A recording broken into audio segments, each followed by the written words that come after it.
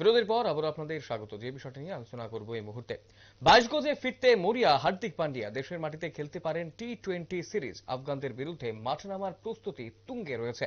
22 গজে ফের ফিরতে পারেন হার্দিক পান্ডিয়া এবং স্বাভাবিকভাবেই এই বিষয়টাকে কেন্দ্র করে তার ভক্তরা অনেকটাই খুশি রয়েছে। গোটা বিষয়টাকে কেন্দ্র করে বিস্তারিত জানবো। নিউজ দানগাড়ের ক্রীড়া সাংবাদিক বিপ্লব চন্দ্র রয়েছেন টেলিফোন লাইনে। বিপ্লব দা, হার্দিক পান্ডিয়া ফের 22 গজে ফিরতে পারেন, কি খবর রয়েছে এই বিষয়ে? দেখো, গত বেশ কিছুদিন ধরে কিন্তু এই হার্দিক পান্ডিয়াকে নিয়ে একটা নতুন ভাবে কিন্তু চর্চা শুরু হয়েছে। কারণ এরই মধ্যে এ মাসেরই 12 তারিখ থেকে শুরু হবে আফগানিস্তানের বিরুদ্ধে ভারতের টি-20 সিরিজ। এই টি-20 সিরিজে ভারতীয় দলে হার্দিক পান্ডিয়া ফিরবেন কিনা তা নিয়ে কিন্তু একটা আশঙ্কা তৈরি হয়েছিল।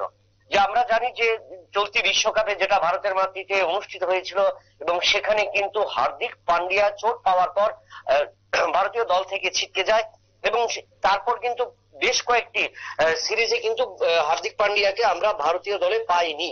তো এরই মধ্যে কিন্তু হার্দিক পান্ডিয়া চোট সারিয়ে নেবার জন্য জাতীয় ক্রিকেট একাডেমিতে নিজেকে প্রস্তুতি করে নিচ্ছেন এবং নিজের শারীরিক সক্ষমতা যাচাইয়ের জন্য কিন্তু অক্লান্ত পরিশ্রম করে চলছেন।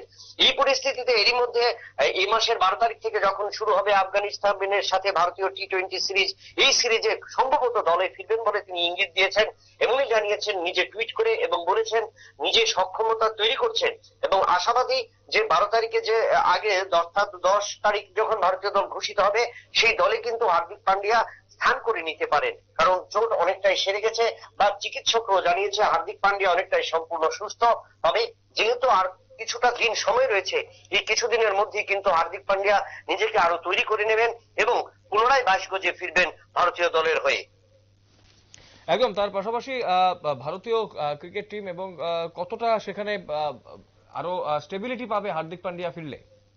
নিশ্চয়ই, কারণ আমরা দেখেছি যে দক্ষিণ আফ্রিকার সাথে ভারতীয় দলের যে টেস্ট সিরিজ চলছে তার মধ্যে কিন্তু প্রথম টেস্ট সিরিজে কিন্তু ভারতীয় দল চূড়ান্ত ভাবে পরাজিত হয়েছে এবং দ্বিতীয় টেস্ট সিরিজ শুরু হবে আজ থেকে। এবং এই টেস্টের আগে আমরা দেখেছি যে ভারতীয় দলে মোহাম্মদ শামি না থাকার কারণে ভারতীয় পেস বোলিং এর ক্ষেত্রে অনেকটাই বাধা হচ্ছে এবং যার কারণে কিন্তু ইনিংসে পরাজিত হচ্ছে এবং দক্ষিণ আফ্রিকার ব্যাটসম্যানদের উপর চাপ তৈরি করতে পারছে না ভারতীয় বোলিং।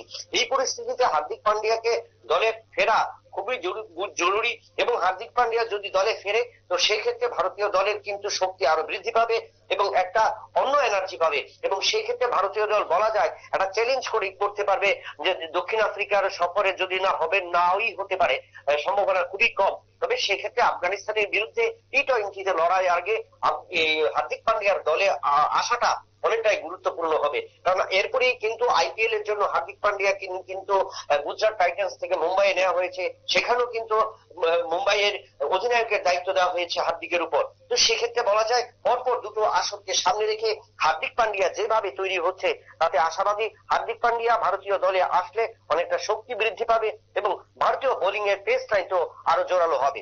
অর্ণব, একদম অসংখ্য ধন্যবাদ বিপ্লব দা বিস্তারিত তথ্য তুলে ধরার জন্য। আফগানদের বিরুদ্ধে মাঠে নামার প্রস্তুতি তুঙ্গে রয়েছে। 22 গজে ফিরতে মরিয়া হার্দিক পান্ডিয়া, এমনটাই কিন্তু জানা যাচ্ছে।